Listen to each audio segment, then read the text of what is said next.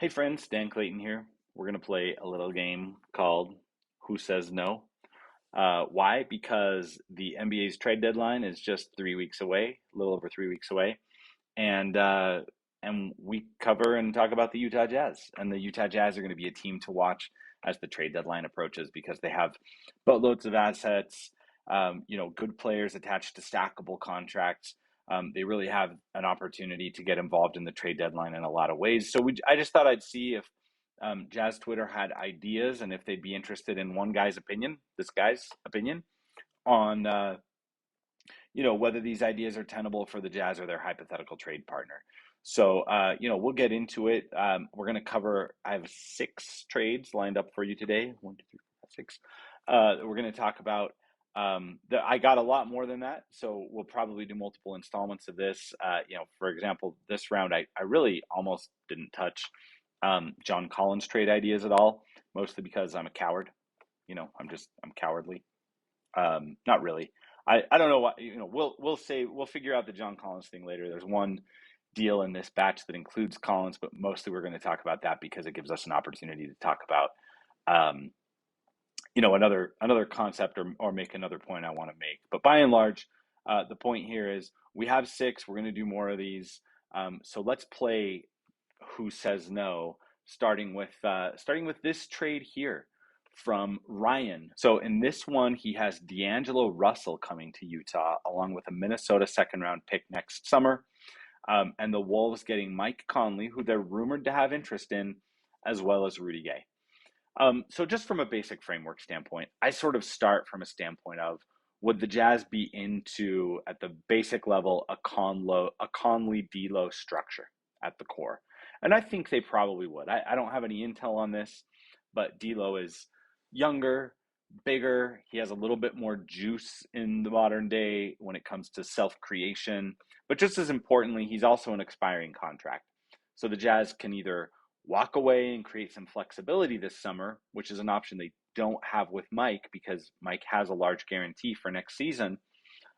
Or they could wield D'Lo's rights as a type of asset this summer.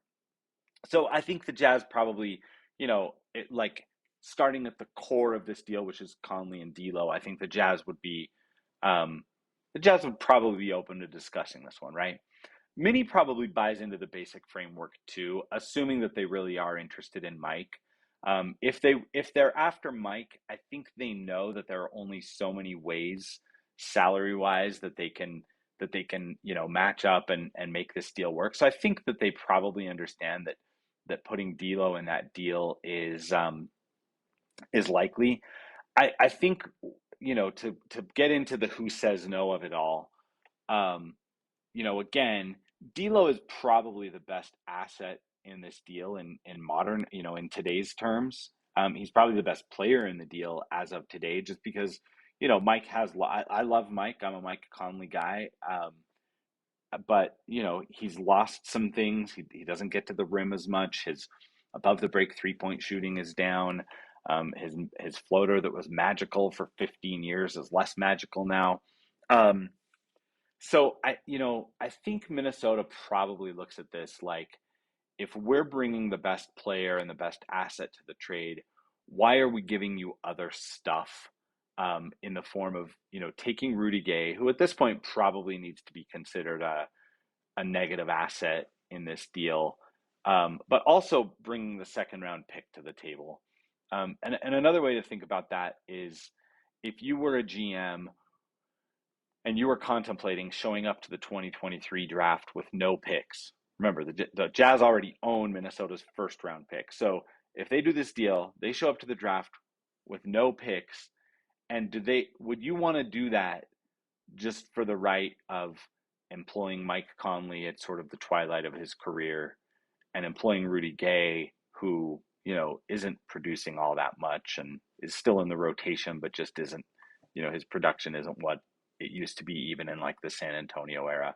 My guess is probably not. My guess is if you're going to surrender your right to draft a young prospect at all, you probably want to come away with something a little more than that. So I'm going to say on this one, I'm going to say Minnesota says no. Let's roll forward. Here's one where I think the Jazz say no, actually. Sergeant Pepper 32 proposes Obi Toppin to the Jazz. We know that the Jazz were interested in Obi as a possible piece when the Jazz and Knicks were discussing Donovan Mitchell deals over the summer, or at least that's what we heard.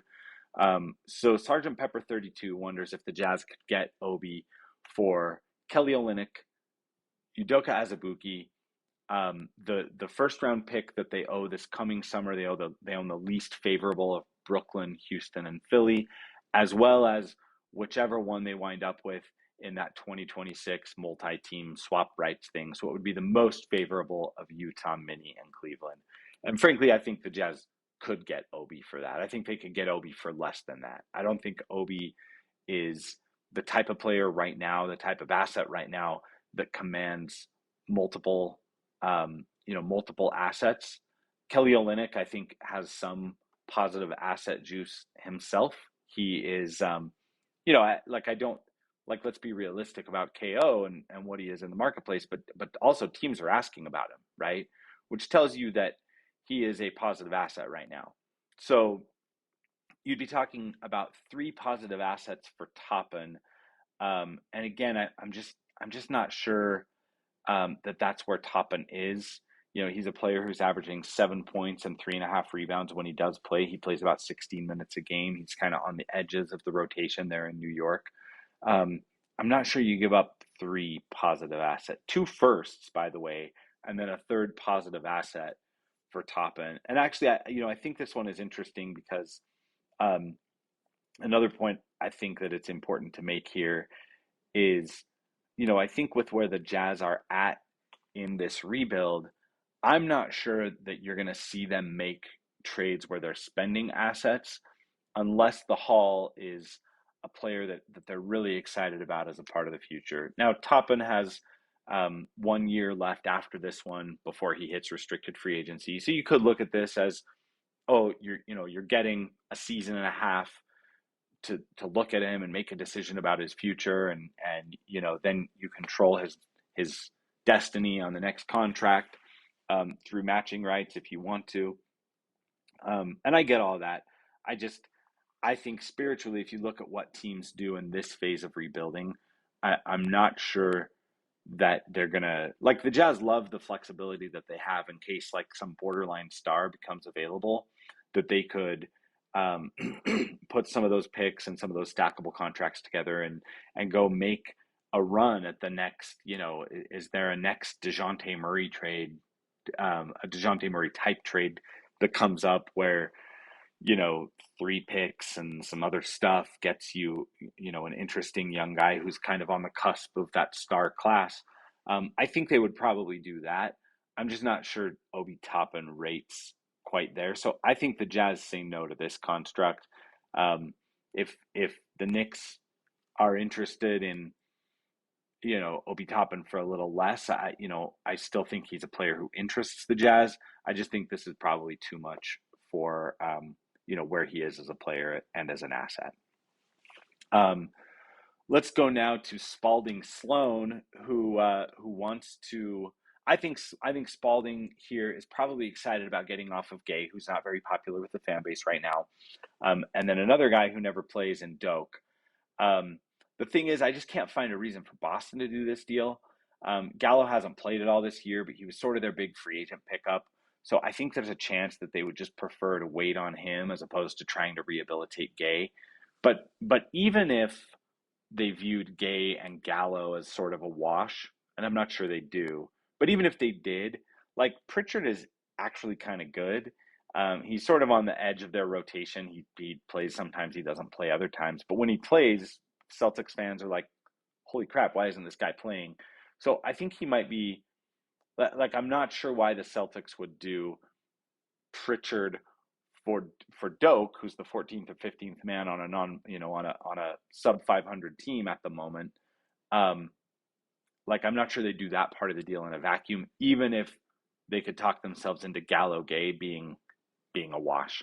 So I think this is another Celtics say no, which takes us to, let's talk about the Lakers. Um, we've talked about Lakers deals a lot.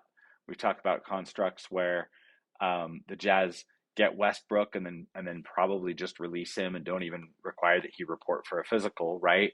And then in exchange for taking Westbrook and supplying the Lakers with some rotation caliber players, that they get a pick or two back. According to the reporting, the Lakers have kind of shut them down on getting both the 27 and the 29 picks. Um, and in this version that DB Moss 7 proposes, he has the Lakers also putting Thomas Bryant, Austin Reeves, and 5 seconds in the deal. If I remember right from DB Moss's tweet, I think it was a Chicago second and 4 LA seconds. But regardless, I think this one is a little hopeful from a Jazz fan perspective, in the sense that if LA was already saying no to a deal involving both firsts and Russ, I'm not sure why they would say yes to a deal that has additional stuff. Thomas Bryant is like, he's kind of good, right? He's a useful player. He's a particular kind of big, so he's a little situation dependent. You can't just plug him onto any team, but he's good and useful. And now he was injured for a while, but now he looks good again. Austin Reeves is actually like, you know, probably good. He's a young prospect. He's played well for them in spots. He's still cheap. He still has some team control left. And then, those 5 seconds, I'm not sure why the Lakers would say no to the version of this deal that reportedly existed before the season started. And then now they'd say yes to a version that has them throwing even more stuff the Jazz's way. Um, but we'll see. Tom Bag Jr. on Twitter actually proposed another version of this deal, where it's Conley, Beasley, and Vando instead of Olynyk for Russ, and a single 2027 first, and then swap rights in 2028. That might be a little closer to something that LA would say yes to, but this one from DB Moss 7, I think is probably a Lakers say no. Which takes us to Spencer Keel. I love Spencer Keel, by the way. He does fun stuff on Twitter. I like him a lot. He got wacky. And let me just preface this one by saying, I don't think this one is happening. I don't think anyone out there is actually really mulling Chris Paul to the Lakers. But Spencer got wacky and thought, if the Lakers are, what have the Lakers said all along that they want in a Russ deal if they include both of those firsts? They have said they want like an all NBA level player, someone who elevates them to contention status, someone who makes LeBron feel good about their title hopes. And what would make LeBron feel better than getting his buddy from the banana boat, a guy who is 1 year removed from co-leading the best record in the NBA, 1 year removed from being a star, an all-star, in Chris Paul. So this one is interesting. It has the Jazz again getting Russ and both those picks. It also has them getting a Phoenix pick. The Suns send Chris Paul and Jay Crowder to the Lakers. The Lakers also take Rudy Gay in this construct. And the Suns get Conley, Beasley, and Vando. So first of all, again, the Jazz say yes to this, right? Like, this is already like the Jazz aren't giving up anything materially different from the version that they were pitching before the season started, and they're getting an extra first round pick out of it, right? The one that intrigues me the most is the Lakers, and figuring out what the Lakers would think about this scenario, because it's really a question about Chris, right? Like, he's 37, he's going to be 38. I'm doing the live lookup stats thing because everybody loves watching that. He's going to be 38 in May, right? He's averaging 13 points, which is a career low, but he still averages more than 8 assists a game. Still a great 3-point shooter, actually a better 3-point shooter this season than last season. He's still a wizard in the mid range. He can still toy with different defenses and take some creation pressure off of LeBron. He can work off the ball. He can work on the ball.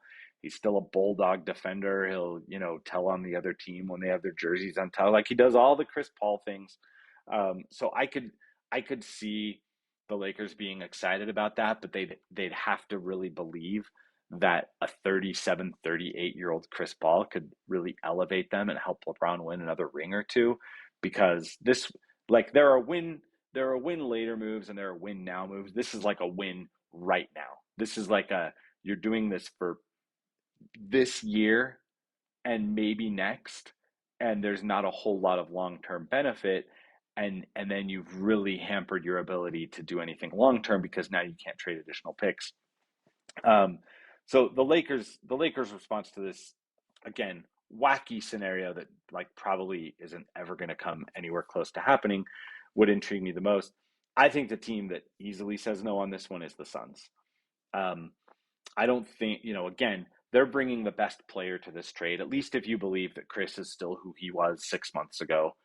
He's been injured. His production doesn't look the same. The environment hasn't been great in Phoenix. Maybe that's playing into things. Um, some key role players are missing. Um, I'm not sure why they would bring the best player to the trade and also give up a first round pick. I also don't think, frankly, that the Jazz need a bonus first round pick to make this happen. I don't know that Phoenix would be thrilled about giving up a guy who's 11 months removed from being an all-star, plus a pick, plus Jay Crowder, and getting, an aging Conley and Beasley and Vando. I think the Suns probably say no to this one. But again, I included this one just because it's fun and crazy and won't happen, but it was a good thought exercise. So Spencer, thanks for sharing that one with us. And speaking of thought exercise, the last one I want to look at today, and geez, we're already longer than I thought this would go, but the last one I want to look at is this one from ep_j. He has one where the Jazz get John Collins and Kevin Herter and Keegan Murray, as well as 3 picks, and it costs them Lauri Markkanen. Right. So, and Gay and Beasley and Vando. So number one, would the Kings do this? I think, something like this is in the realm of possibility for the Kings. Um, Larry Markkinen is probably 2 weeks away from getting his first All-Star nod. This is the cost if you want to get a guy who's on the cusp of All-Star status. Um, All stars don't generally move. Even DeJounte Murray level one-time All Stars who were kind of fringe All Stars don't generally move for less than 3 first-round picks. Um, in this case, the Kings would be sending 2 plus Keegan Murray. You could argue that it might be early for Sacramento to kind of make an all-in move, but I sort of don't think it is, because while it's an all-in move, like Lowry's 25 and De'Aaron Fox is 25 and Domantas Sabonis is 26. Like I think that that's an all-in move, but it's an all-in move where you still have plenty of flexibility because of those guys' age, and Lauri Markkanen is on one of the best contracts in the NBA because he's basically making low-end starter money while producing like a star. He's also, you can plug him on any team in the NBA because overnight he became a guy who can score 25 points nightly without really needing the ball in his hands a lot, right? So he's perfect. You could slot him anywhere. He gives a crap on defense. He's not a great defender yet, but he's trying, and his rim protection numbers have actually been fairly solid throughout the season. I think the Kings would do this. I even think the Hawks, like for the Hawks, they're giving up a pick that they own from Sacramento. Real quick on the picks too. That Sacramento pick that Atlanta currently owns is conditional. So depending on when the projections on that kick in, the 26 and the 28 actually would be conditional too, because they'd have to convey 2 years later, 2 years after whenever the first one goes. So there's a chance that those 3 picks could turn into 2, depending on when the projections trigger, or sorry, protections trigger. This is still what a star trade, a trade for a borderline all-star looks like in the NBA these days. I think, the Hawks are giving up Collins and a single lottery protected pick for 2 rotation level guys. I think in an ideal world, Atlanta would like to be able to get an asset for Collins, or at least get a couple of rotation players for Collins without giving up an asset. But I'm not sure if they can. Which brings us to Utah, and that's why I wanted to include Jay's proposal here and close on it, is to make this point. Um, I don't think the Jazz have any interest in becoming sellers where Lauri Markkanen is concerned. I don't think they're interested in Markkanen for picks. I think Markkanen is someone that they believe in and they're excited about. They're thrilled with what he had shown in this half season with the Jazz. Um, Even before he got here, they really believed he was a player who had some untapped abilities. Um, Let me put it this way: I think he's the type of player who they would have spent some assets to go get. So, turning around and trading him for assets is kind of defeating the purpose of what you do in this phase of rebuilding. What you do in this phase of rebuilding is you try to give yourself a shot at amassing as many assets as possible to see if any of them will turn into something with a star level trajectory.